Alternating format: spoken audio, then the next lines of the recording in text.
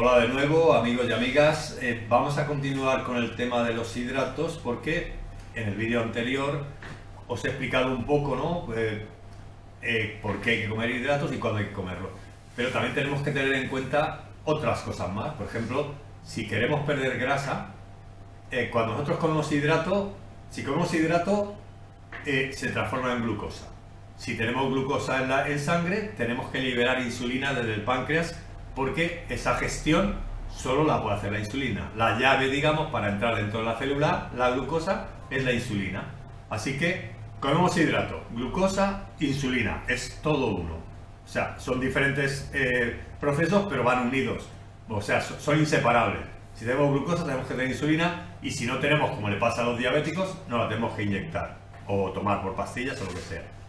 Vale, entonces, cuando yo como hidrato, tengo que saber primero si necesito ese hidrato y después qué tipo de hidrato estoy comiendo, porque luego hay otra cosa, que es, como os digo, que cuando tengo la insulina alta porque como hidrato, la quema de grasa está bloqueada. ¿Vale? Cuando tengo la insulina alta, hay una enzima que se encarga de separar la grasa del glicerol, digamos, de liberar la grasa para que pueda ir hacia las células y que sea la grasa la que utilicemos como energía. Y cuando tenemos la insulina alta porque hemos tomado mucha glucosa, mucho hidrato, esa enzima que se llama hormona, o sea, se llama la lipasa, esa enzima digestiva, es que se llama hormona, o sea, lipasa hormonosensible, por eso me he ido hormona. Esa lipasa está bloqueada, está inhibida. Entonces ya el primer proceso para quemar grasa que tenemos que hacer, que es liberar la grasa, va a estar limitado, va a estar muy limitado, no vamos a prácticamente a liberar grasa. Entonces, por mucho ejercicio que hagamos, si yo, por ejemplo, salgo a caminar y antes de caminar tomo unas tostadas con miel, me voy a caminar y mi organismo principalmente va a gastar eso que acabo de comer, porque es más fácil obtener energía desde el hidrato que desde la grasa. Y como voy a tener glucosa en sangre, voy a tener la insulina alta. Y si tengo la insulina alta, como os digo, la lipasa, que es la enzima que se encarga de separar la grasa del glicerol para que pueda ir y al final poderla utilizar, esa enzima está bloqueada, está inhibida. Entonces, eso por un lado. Y luego, por otro lado, hay ¿qué es el índice glucémico de un alimento y la carga glucémica? El índice glucémico es cuando nos comemos algo, ese producto, qué impacto tiene en nuestro organismo y cuánta glucosa nos produce. ¿Vale? Es cómo nos eleva la glucosa. Eso es el índice glucémico del alimento. Contra más nos eleva la glucosa cuando lo comemos, decimos que ese alimento tiene un índice glucémico mayor. Y luego la carga glucémica va a ser cuánto tiempo o qué impacto va a tener dentro de nosotros, cuánto tiempo va a estar y cuánta glucosa nos va a mantener durante cuánto tiempo. Y eso ya va a depender de cuánta cantidad comemos de ese alimento y de cómo lo mezclamos con otros alimentos también. O sea, no es lo mismo comerte, por ejemplo, ¿qué os puedo decir que tenga mucho hidrato? Arroz, por ejemplo, arroz blanco. No es lo mismo comértelo solo que comértelo con verduras.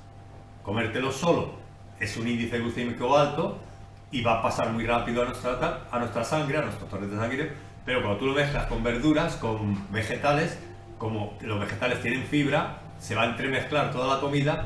Entonces, la carga glucémica, que es al final el impacto que va a tener sobre nosotros, lo que hemos comido, cuánta glucosa se va a mantener durante tiempo, va a ser menor porque lo mezclamos con otro tipo de productos alimenticios que van a bajarle ese impacto de la glucosa. ¿Vale? Entonces, lo que nos interesa más es la carga glucémica. El índice, por ejemplo, la sandía tiene mucho índice glucémico, pero no tiene carga glucémica alta. Porque como es casi todo agua, cuando entra produce mucha glucosa. Entonces el índice es alto, pero en cambio luego no se mantiene mucho tiempo dentro de nosotros produciendo glucosa. Entonces la carga, que es al final lo que nos interesa, es pequeña. Para que entendáis, en el tema de la lluvia que estamos diciendo, no es lo mismo que llueva de forma fuerte 5 minutos, que eso sería, lluvia fuerte sería índice glucémico alto en los alimentos. Está lloviendo muy fuerte, el índice glucémico es muy alto. Pero no es lo mismo, la carga glucémica sería ahora, ¿cuánto tiempo está lloviendo? No es lo mismo que lleva 5 minutos intensos o fuerte que llueva 3 horas fuerte. O sea, el impacto que va a tener sobre donde caiga no va a ser lo mismo de 5 minutos que de 3 horas. Entonces, índice glucémico, ¿cuánta cantidad está lloviendo? Llueve muy fuerte. Ese alimento tiene un índice glucémico alto o muy alto. Ahora, ¿cuánto tiempo se mantiene dentro de nuestro cuerpo esa glucosa? Y sobre todo también, según, como digo, si lo mezclas con otros alimentos, esa carga, ¿cuánto tiempo va a estar? ¿Qué impacto va a producir de glucosa dentro de nosotros? Entonces ya depende del alimento y depende de la combinación de alimentos. Y depende de la cantidad. No es lo mismo que te comas un bombón que te comas una caja de bombones. Lógicamente el índice glucémico de todos los bombones es el mismo, muy alto, pero la carga glucémica de comerte un bombón a comerte una caja no va a ser la misma. Lógicamente la cantidad de glucosa que va a entrar en tu sangre de un bombón no es la misma que de 20 bombones. ¿Vale? Es como la lluvia. No va a ser lo mismo que lleva 5 minutos intenso, que eso más o menos se va a gestionar bien, que lleva 2 horas o 3 intenso, que a lo mejor empieza ya pues a los desagües a embozarlos, a hacer daño, a meterse en las casas el agua. ¿Vale? Entonces eso también lo tenemos que tener en cuenta.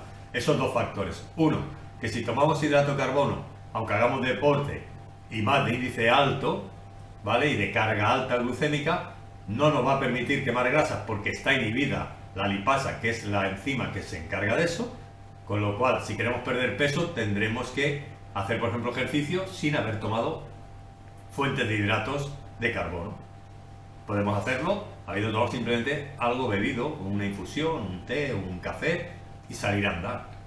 Y por otro lado tenemos que tener en cuenta, si queremos adelgazar también, como os digo, que la carga glucémica al final que vamos a tener con la comida que hemos hecho va a depender de qué tipo de comida comemos también, pero cuánta cantidad comemos, como os digo.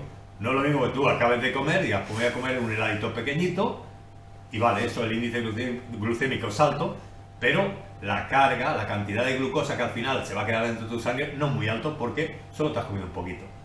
Pero si te comes, en vez de un polo así, te comes 2 polos mucho más grandes, entonces el índice glucémico es el mismo, pero la carga, lo que al final, el impacto que va a hacer dentro de tu cuerpo, la cantidad de glucosa que se va a mantener dentro de tu cuerpo y la cantidad de insulina que vas a tener que generar desde el páncreas va a ser mucho mayor para poder gestionar la glucosa de esos 2 helados grandes, mucho mayor que para gestionar la glucosa del helado pequeñito.